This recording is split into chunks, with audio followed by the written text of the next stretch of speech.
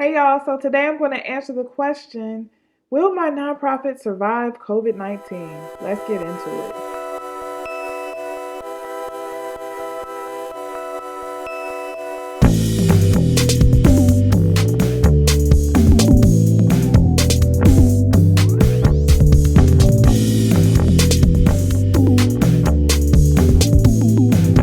Hey y'all, this is Tiffany with Boss in a Budget. I help new and small nonprofits get up and running. If you need help with your nonprofit, please subscribe to my channel because I drop a video every single week. So I want to go into this topic. I want to go all the way in because I know some people are just very nervous and fearful about the moment that we're in. And a lot of people think that COVID-19 will be the end of many nonprofit organizations. And some of you may be wondering, if you're thinking about starting a nonprofit, whether or not you should even bother because of all the issues that kind of COVID-19 brought up.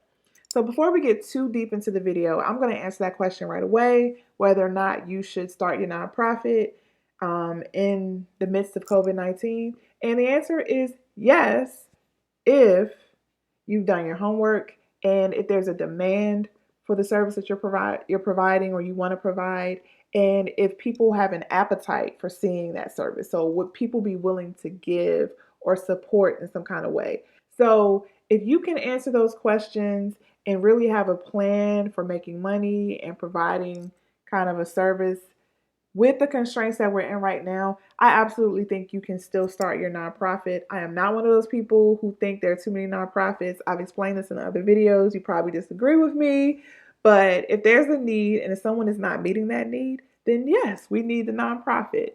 So I want to take this video to kind of walk through how COVID-19 has changed the nonprofit industry. And at the end of the video, I'm going to give you 3 tips for moving forward. So how do you navigate the space moving forward? What should you do differently? Should you be keeping in mind as you start building your nonprofit or start trying to sustain your operations? So the first thing I'll say is there are a lot of parallels, obviously, with the corporate sector and the nonprofit sector. So the same thing that you're seeing with businesses is really the same thing that's happening with nonprofits. So there are some industries that are thriving, right? So there are some industries like online streaming services, um, Zoom or virtual meeting services, they're really thriving in this space. And then there are some businesses that are really struggling, like the hospitality industries or the airline industries and hotels and things like that, restaurants as well. They're really struggling. So it's the same thing with nonprofits. So if your nonprofit was providing community supports like food, and clothes or cash to help people who are unemployed or housing assistance, if you were doing that type of work and you were pretty well connected, you're doing okay in this environment because a lot of money and funding is concentrated on kind of emergency supports, emergency grants, helping to keep families kind of together to make sure that they don't go in the deep end, they don't lose their homes, kids are able to eat. But on the flip side, if you worked with the school system, if you worked like in performing arts, you're struggling a little bit because those, industries like the schools have been hit especially hard and really struggling and figuring out how to recover, and things like plays and orchestras and all that kind of stuff. People can't really come to see them, and that's where the source of their money came from, was from ticket sales and things like that. They're really struggling. So that's kind of the first observation from I've seen from COVID-19 when it comes to nonprofits. It depends on your industry whether or not you'll be able to make it. It depends on what the implications are of the work you're going to be doing moving forward. It depends on your state, if they have really, really tight COVID restrictions or if they were hit really hard by COVID-19. It just all depends. What I would recommend, if you have not done it yet, is for you to take a real hard look at the services that you traditionally provided and what's next. I recommend that you sit down with your board and say, given what the world is going to be moving forward, because the world will be forever changed, how are we going to change or how are we going to shift our services or shift our operations to make sure that we can keep up, to make sure that we survive? So all of those companies that are just kind of wallowing and saying, we don't know what to do, but not really taking the time to assess what their strengths are and to figure out what they can do in the midst of all of this, then they're really not going to make it. So I really recommend that you start planning now. You should have been doing it already because budgets are going to be impacted and services are going to be impacted. So think about in within the current constraints, what can we do in spite of what's going on? And what areas of new business should we pursue? What areas of new fundraising should we pursue so that we can stay afloat? The other observation I'll say is that businesses who were able to pivot and were able to pivot early really are those that are thriving and really are those that are making it. So, for example, with my church, we had been prepared for this, even though we didn't realize that this was coming. So when we had snow days or when the church had a flood and we had to pivot, we transitioned to online services beforehand. And I'm not even talking about like the Facebook Live services that are streamed. No, I'm talking about everybody in their homes, including the pastor. And we're kind of congregating and we're celebrating and fellowshipping online using Zoom. We already had a Zoom account, we already had a structure for getting it done. So when it came to the point where we could no longer be in the church building, we were able to pivot seamlessly.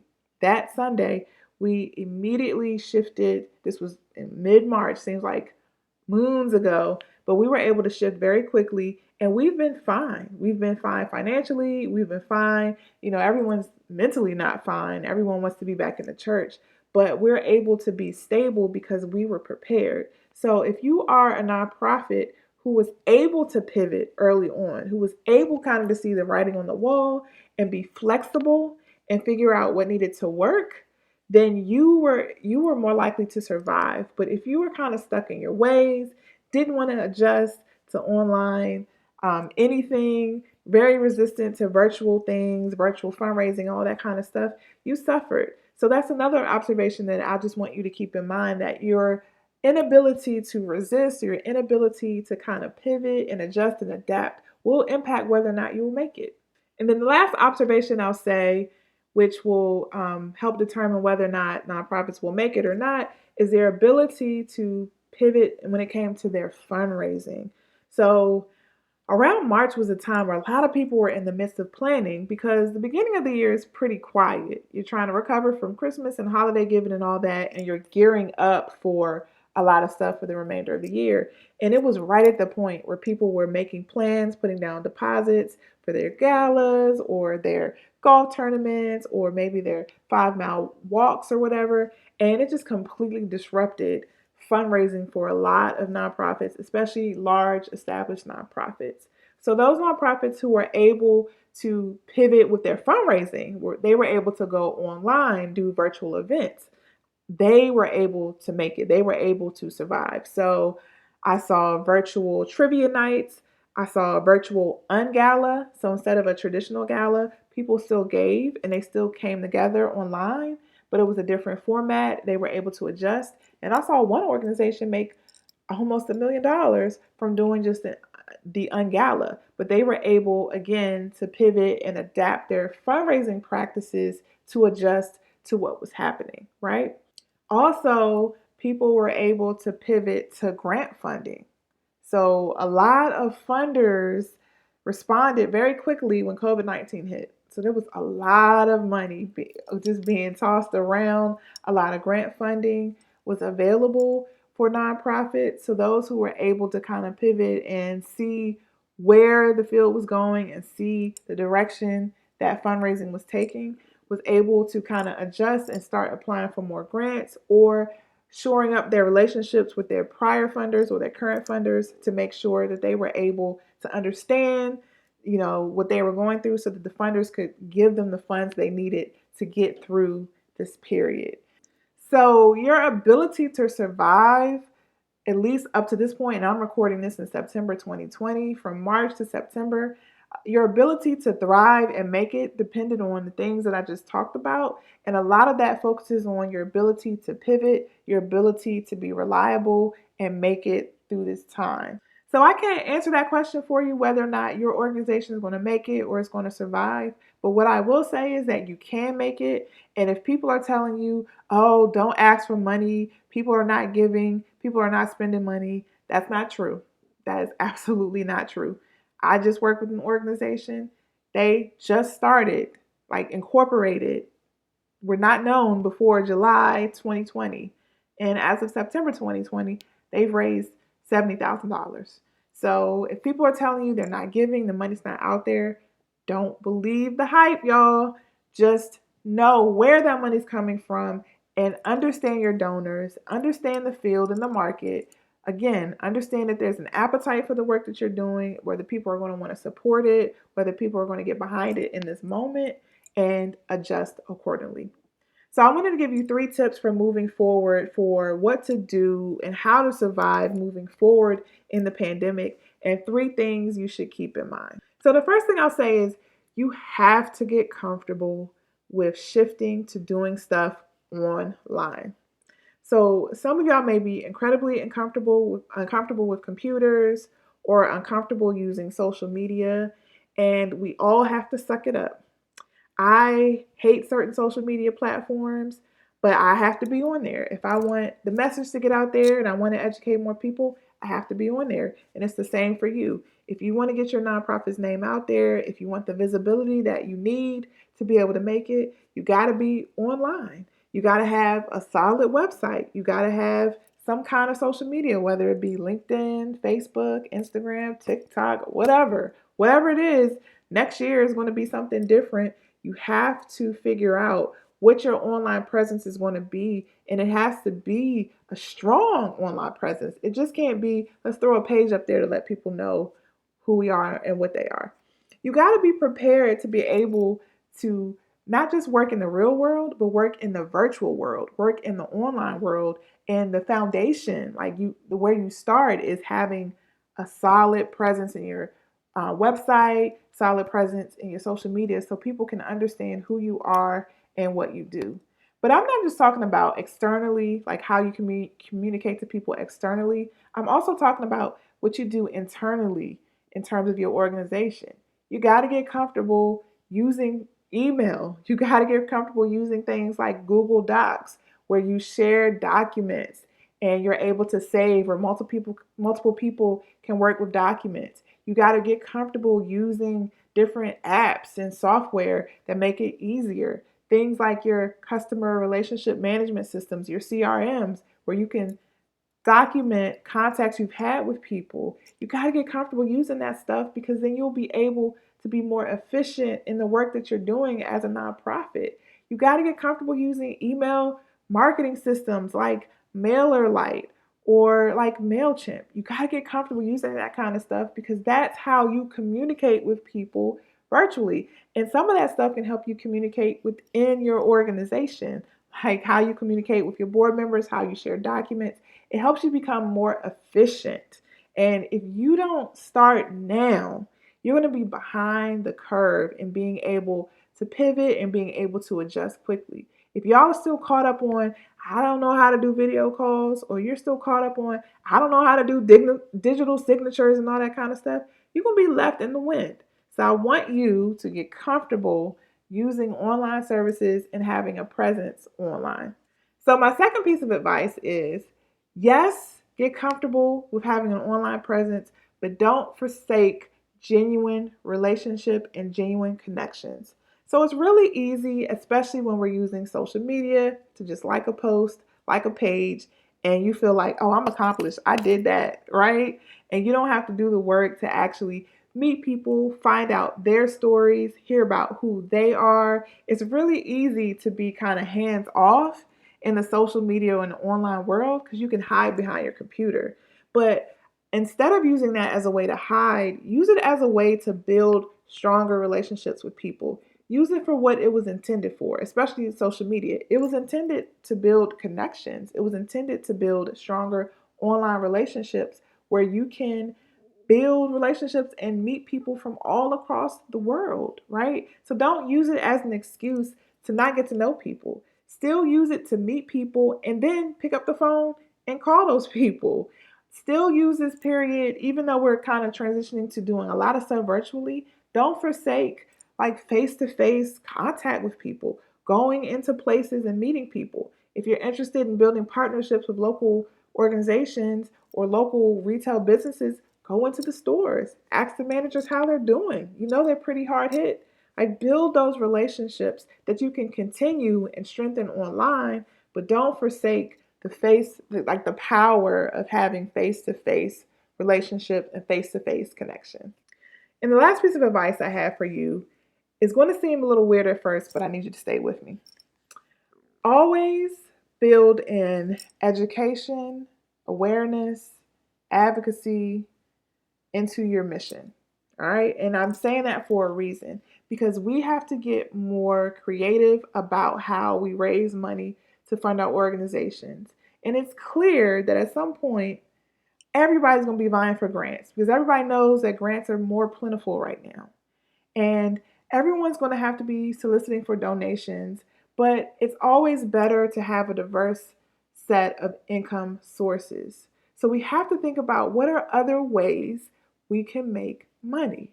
And you do that by building in, like I said, education, advocacy, awareness into your mission, because then you are able to produce information that you can monetize.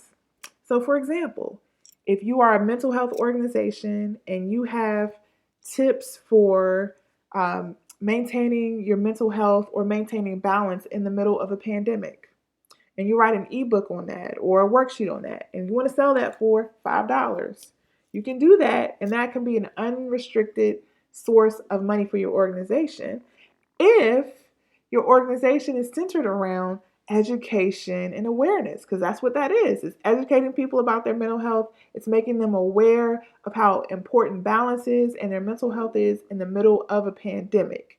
You can use that money to then fund salaries, fund your activities based on something you created one time, right? Now, the flip side is you have to spend the time marketing that and you have to spend the time putting it out there. But that is a potential gold mine for your organization where you don't have to think about or you don't have to kind of keep recreating the wheel. It's something that's done that you can then sell to other people. So a lot of people may kind of bristle at this and say, Tiffany, I don't know, that's not what I'm in. That's not what I'm in nonprofit for. But I really recommend that you leverage your skill set, not just your ability to serve your clients, but what you've learned by serving your clients. So you learned something about, we'll take the mental health example, what it means or how to balance. Like, for example, we've noticed people who work in corporate America, these are important self-help tips or self-care tips to keep in mind. We've noticed for people who are single mothers, these are important self-care tips to keep in mind. You've learned something from the work that you're doing, and you can leverage what you've learned, what you know. I call those assets. I call them skills. You can call them strengths, whatever they are. And you can communicate that to other people and say, hey, we want to share this, but by sharing it, we need help being able to survive. So purchase our ebook, purchase our book, purchase our resource kit.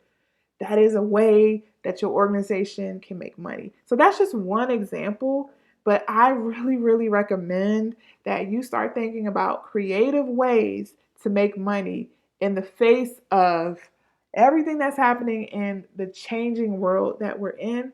And you should definitely look at how to do that digitally, right? So we're always going to need each other. There's always going to be a need for kind of physical things and being able to feel things and be face to face. But I really think that we should pay attention to what we also can do in the digital space, and that can be an awesome source of money for you. So if you need help with your nonprofit, visit me at www.bossonabudget.com. I have resources, free worksheets, and you can also contact me if you have any questions. So thank you guys for watching today, and I will see you in the next video.